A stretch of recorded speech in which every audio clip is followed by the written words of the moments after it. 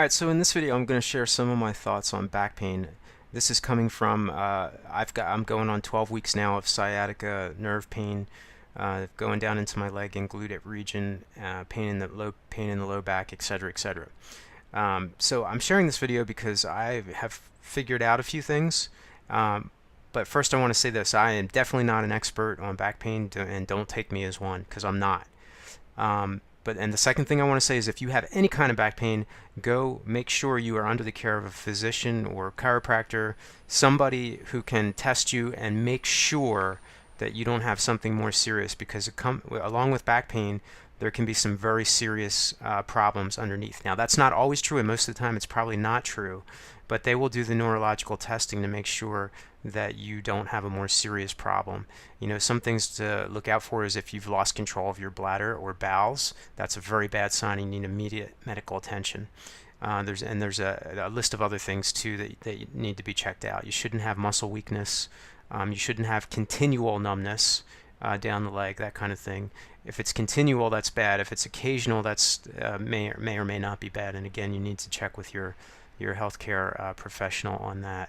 So what I want to say in my 12-week experience is that during this time I've been to 3 different chiropractors and a nurse practitioner, and what I've come to realize is that even these experts don't really know a lot about back pain. It seems like they do, it seems like they would, especially the chiropractors, but I've come to realize that they don't necessarily know. And here's the real trick of it: all back pain is different for each person, or let's say oftentimes it's very different for each person, and the cause is different. And this is the real trick, because if you don't know the cause, you don't know what you're treating.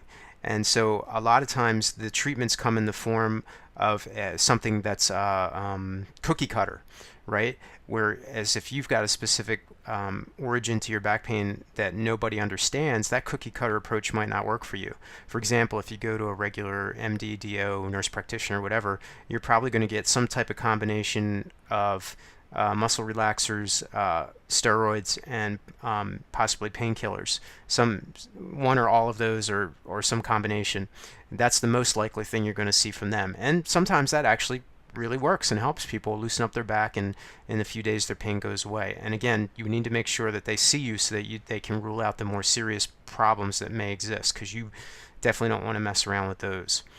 So then if you go to a chiropractor, they're gonna look at you, and they might put you in certain categories, like, oh, you've got a bulging disc, or you've got muscle tightness, or you've got this, or you got that. And again, they may throw a cookie cutter approach at you that may help you and may not. And so what I've discovered in my case, I've got I think my origin is tough to diagnose, and I think it's the doctors I've been to haven't really figured it out. I'm doing a lot of research on my own, trying to figure it out myself. And I'm not claiming I'm better than those people, but I'm the one who has to deal with this problem, and it's my body, and I know it better than they do, and I'm already seeing that some of the things they thought to be true may or may not be true. So I really have to go through myself and figure a lot of stuff out. And it's not easy, and it's not fun, and it's very confusing, and when you're dealing with pain, it's troublesome. I'm not... One thing this is a personal belief, and you can agree or not agree. I am not going to take painkillers. I'm not going to take muscle relaxers. I do not want to hide my pain from myself. I did experiment with ibuprofen for a couple days and Aleve, but I got off those too. I also, at the urging of one of the chiropractors, got on a dose of cortisone for 5 days. I won't do that again either. It was prednisone. I was not very happy with that stuff. My resting heartbeat went up to 100 beats per minute. I didn't like that at all. And to top it all off, he thought that I had some inflammation that was getting in the way of his diagnosing my problem. Well, it turns out after the 5-day round of prednisone, he still couldn't figure out what was wrong with me, and I was virtually almost exactly the same. I was a little bit better, but almost exactly where I was before, and his diagnostic testing wasn't working. So you see, you pay these professionals, you can pay them a lot of money, and they might not actually know what they're doing or know what you personally need for your very specific back pain problem. They may know some general things. I'm sure they do, because that's what they study, and that's what they learn, and that's what they work on every day, day in and day out. But they may not know specifically what to do in your case. And if they throw a cookie cutter approach at you, and you're going in there and spending $70-$80 a visit, and the cookie cutter approach doesn't work for you, how long are you going to do that before you realize, hey, this isn't working? So you throw that money away and you don't get better. And so these are some of the thoughts I wanted to share with you. Back pain can be very, very specific, and each person can be different, and you really have to dig in and figure it out. And I know when you don't know anything about this stuff, it is a real pain to try and figure it out. And it's very confusing, and when you're in pain, it's a terrible thing. And when you realize there's no one you can turn to for help, that's a very scary feeling. And because the people you turn to for help give you their cookie cutter approaches, which don't work for you, and that's scary. And then most of them don't dig in and try to figure out what's going on because they just don't have the time or the expertise or the ability to do that. So this is the scary thing about back pain. Now I'm 12 weeks into the sciatica pain. I am better. Every professional I saw got me a little bit better, or I just got better on my own little by little. So I'm finally. I've worked on a lot of things. Some things that I think have been extremely helpful is the McKenzie method. So if you're not familiar with Robin McKenzie, he was a physical therapist from New Zealand. And one of the things that he says, a number of things in his book, and I highly recommend you get it, Treat Your Own Back is what it's called. One of the things that struck me, a couple of things struck me, but one was that he said in his book that, because in New Zealand, a physical therapist is also basically a chiropractor. They do spinal adjustments. Now in the US it's different. You got two different professions. You got physical therapists and chiropractors. But in New Zealand apparently they're combined into one. So what he found out was that with his patients that he was treating, only a small percentage needed spinal adjustments. A small percentage, 10 to 15%, he said. The rest don't need it.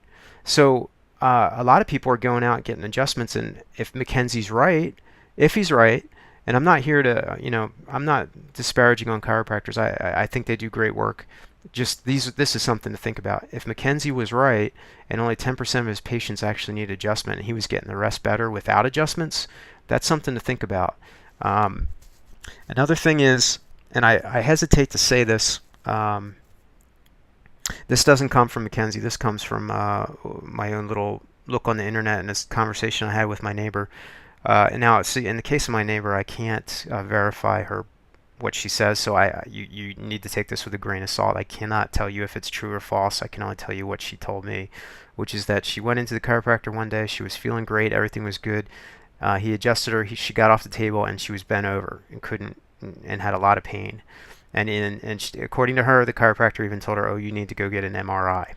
Now, what she said, the MRI showed, is that she had 3 bulging slip discs, and she believes that was caused by the chiropractor. And if you go and do a search on the internet, you can find forums full of people saying very similar things. So if your back pain has to do with some type of disc involvement, you might be very careful about which chiropractor you go to. Now again, I'm not disparaging on chiropractors, and I'm not trying to say that they shouldn't adjust you, because sometimes adjustments are appropriate. I'm just telling you that you might want to be cautious. That's all I'm saying. I like chiropractors. Like I said, I've been to 3 of them all for this specific problem. Unfortunately, I still have the problem, but and that's over a 12-week period. But I did get better with each one I visited, particularly the last guy. The first 2 visits we had, he got me able to do the McKenzie half push-ups. I wasn't able to go more than 10 inches off the ground before that. But after that, it went downhill. He wasn't able to make further progress, and I realized at some point he was spinning his wheels. So these are the problems that you run into. So you definitely want professional help, whoever you go to, physical therapist, chiropractor, doctor. In the U.S., you're going to have to go to a primary care before you go to a physical therapist, because they need a prescription for that. But so you're probably going to go to a primary care doctor or a chiropractor first. And neither one is a bad choice. Just there's some things to think about and be cautious. It's no joke when you're playing around with discs. I wouldn't. I would take that very seriously. I'm telling you, this sciatic nerve pain is no fun. I can tell you that it is absolutely no fun. It's much better than it was 12 weeks ago, but I still have it, and I don't like it. I can tell you that for sure. I don't like it. And there were days, especially towards the beginning, where I thought, I cannot go on like this. This is absolutely not. I can't do this, And these are the kind of thoughts you might have. Some words of encouragement I got from the second chiropractor I went to. He actually said to me, "Yeah, I know you're in serious pain, but I want you to realize this isn't a serious problem." That was very encouraging to me, because it helped me. He was basically trying to tell me I need to not take things so gingerly on myself, because he's given me a lot of exercises to do, and I did them.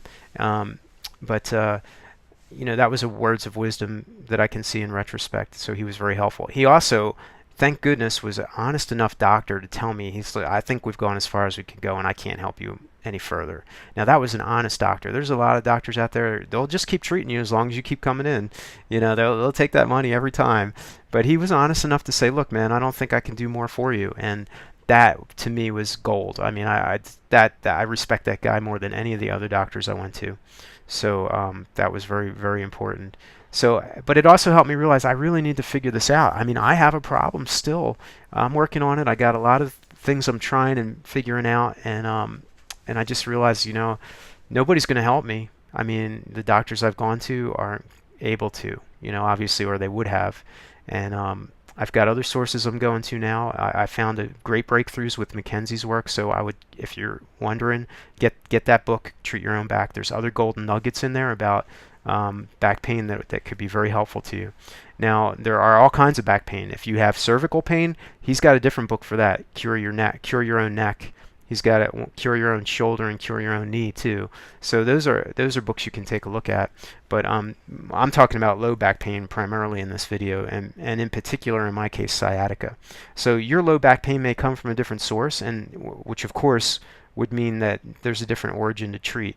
So that's why you can even ask your doctor, like, all back pain is not the same, is it? And they will tell you, if they're being honest, they'll tell you it's not, and that some things work for some people, some things work for other people, and most of them are not specifically experts on all kinds of back pain. So they're going to give you some type of approach that they've been taught, which may or may not be helpful to you, or may not even be appropriate for you, which is an even more scary thought.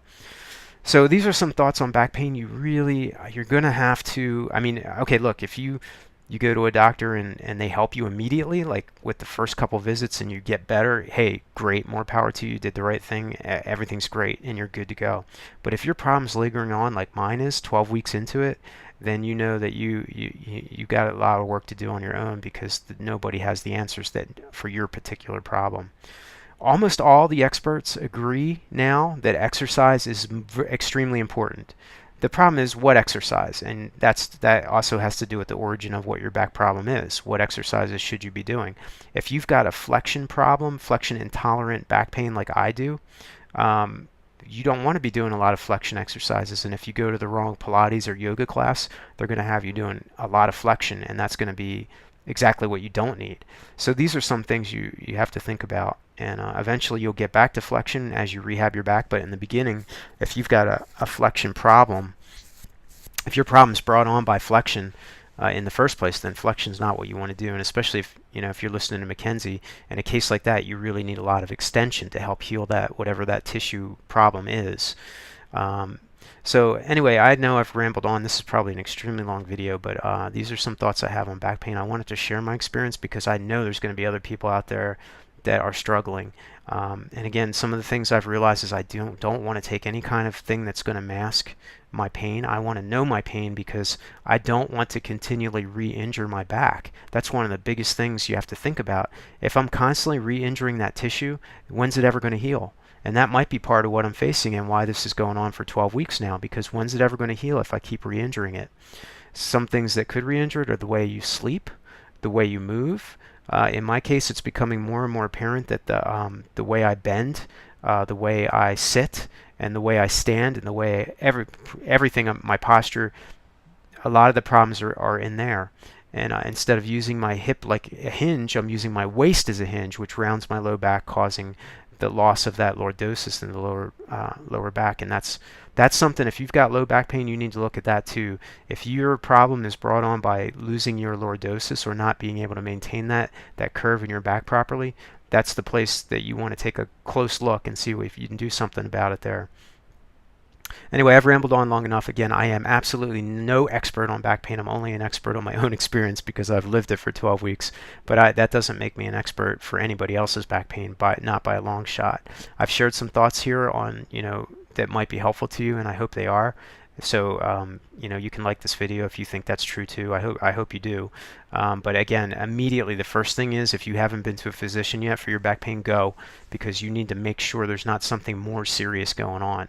That's the very first step. You got to make sure that there's not something more serious that requires immediate medical attention going on. And then once you're past that point, you can start looking at other things. So yeah, I hope this was helpful. Let me know what you think in the comments below. Thanks for watching. Bye. If you have questions, you can ask there too.